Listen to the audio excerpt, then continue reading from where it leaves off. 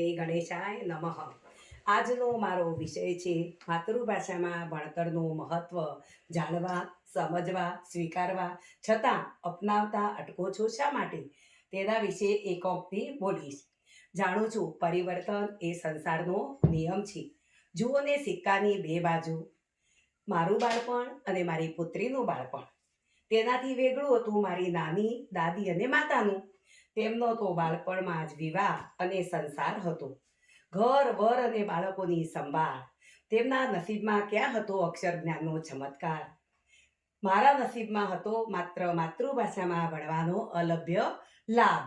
કારણ ત્યારે નહોતી દૂર દૂર સુધી અંગ્રેજી માધ્યમની માયાજા કે નોકરી વ્યવસાય માટે ફટાફટ અંગ્રેજી વાર્તાલાપની જંજાળ.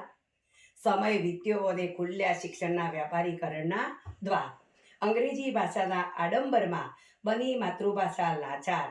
ઊંચા મધ્યમ વર્ગના પૈસાના પ્રદર્શનને પોષક બની સંસ્થાને શાસન નિમ્ન વર્ગના બાળકો માટે ફક્ત સરકારી માતૃભાષાની શાળામાં જ આશ્રય. માતૃભાષાના શિક્ષણની અવસ્થામાં શાસન, સંસ્થા અને પાલકો મોટા ગુનેગાર.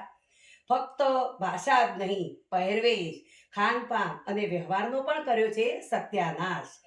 વાત વાતમાં સમજ્યા વગર કર્યું છે વિદેશીઓનું અનુકરણ.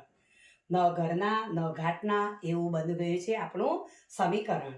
પણ સચ્ચાઈ તો એ છે કે રશિયા, જાપાન, જર્મની જેવા દુનિયાના પ્રગતિશીલ દેશો આજે પણ તેમના શિક્ષણમાં માતૃભાષાનો વપરાશ જોવા મળે છે. કોરા પાટી જેવા બાલુડાઓને આમાં શું દેવો દોષ? તેમના શિક્ષણનો નિર્ણય લેનાર તેમના વાલીઓ પર છે રોષ. કમ્પ્યુટરના આ કાળજાળ યુગમાં કક્કાનો સ્વાદ સૂકો થતો જાય છે અને બારાકડી તો રીતસર પોતાના અસ્તિત્વને ટકાવી રાખવા માટે ઝઝૂમી રહી છે. ભારતીયોના કમનસીબે એક વાત છે પાક્કી. આપણી જ વાતો પરદેશથી દેશમાં આવે ત્યારે માનીએ સાચી. સદનસીબે મોદી સાહેબની આવી રહી છે નવી શિક્ષણ નીતિ. માતૃભાષામાં જ પ્રાથમિક શિક્ષણથી મળશે ગુજરાતી ભાષા સંસ્કૃતિને નવી ગતિ. નાના નાના ભૂલકાઓને પ્રાથમિક શિક્ષણ તો માતૃભાષામાં જ આપવું જોઈએ. 2.5 વર્ષના નાના નાના બાળકો ઉપર જોર જુલમ ન ગુજારતા તેમને માતૃભાષામાં જ ભણાવવા જોઈએ.